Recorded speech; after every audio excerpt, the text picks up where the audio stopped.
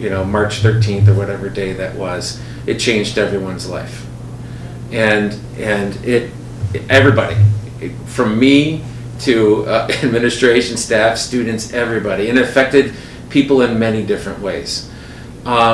So from what I've experienced, because obviously this is my first year in this position, but not my first year at Monroe, I really saw people work together through this. And I don't think we would be where we are right now in this position if we, from top down, from Dr. Everly to everybody else, if everyone wasn't on the same page, had constant communication and worked together and had an understanding of where people are at and met them where they're at, we wouldn't be in this conversation right now. So and that will need to continue, and that will need to continue with everybody. Like when we have people come back here on the 15th, or the 8th, there are going to be students or even maybe some adults that haven't walked in the building in almost a year. So that's a thing. That's a thing that we need to understand. So we need to be able to be prepared for that. So they're definitely, those are things that we're preparing for, because everyone's going through a transition. And everyone is nervous. It's going to be like the first day of school, and we've been in school. So everyone is, and that's normal. So it's, how do you set up a situation where you have expectations of everybody, and you have values, core values that you follow, and then how do you address them when problems arise? That is a great question, and I actually have been getting asked that. So when Dr. Everly sent out the family letter with the information, basically the district is asking everyone to declare what it is that the mode of learning that they're choosing for their students. So you're either declaring that we're going to do the face-to-face 2 days a week, and then the asynchronous on the opposite days, or remote on the opposite days.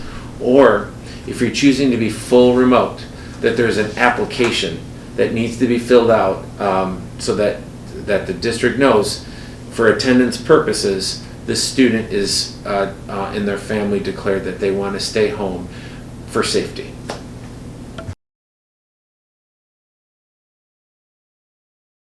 There will be reminders, but we have to hold strong to what we believe in, and you have to wear the mask.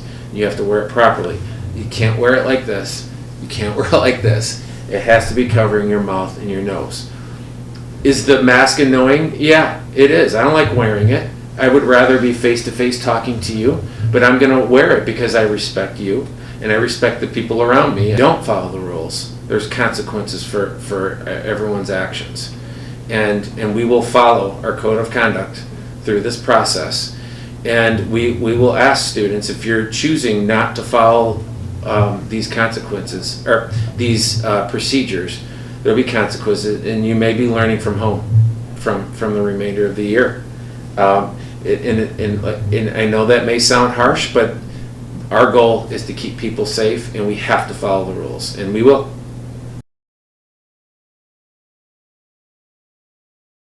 March 8th will be a big day because that's the first day that our freshmen start their coming to school. If they're A through K, Monday they'll be here.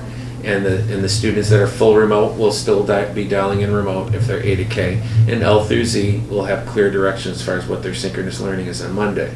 We'll be going through a 6-hour day. That affects everybody.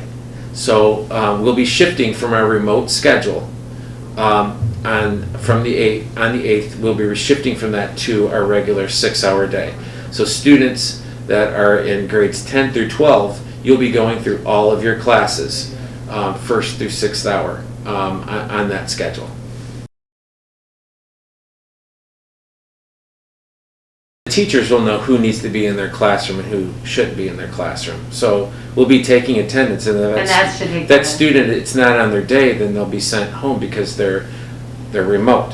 So the school schedule comes first. I think because with remote, we had a lot of flexibility with our schedule and what our during the day looked like, but your school schedule, just like it was before March 13th, that is our students' #1 priority. And people are going to have to work around our schedule. And if you're in L through Z and you show up on Monday, you're going back home because that's not the day you report. And we have to make sure that we're all following that, because if we don't stick to the program or the plan, then everything's going to be chaos. We don't want that. So I'm sorry that they may have something going on that day, but school is #1, and they got to make sure that they're putting that #1 right now. So it's going to be a team effort to ensure that this goes well, and that we work through, when situations don't go to what we expect, we work through those situations the best that we can.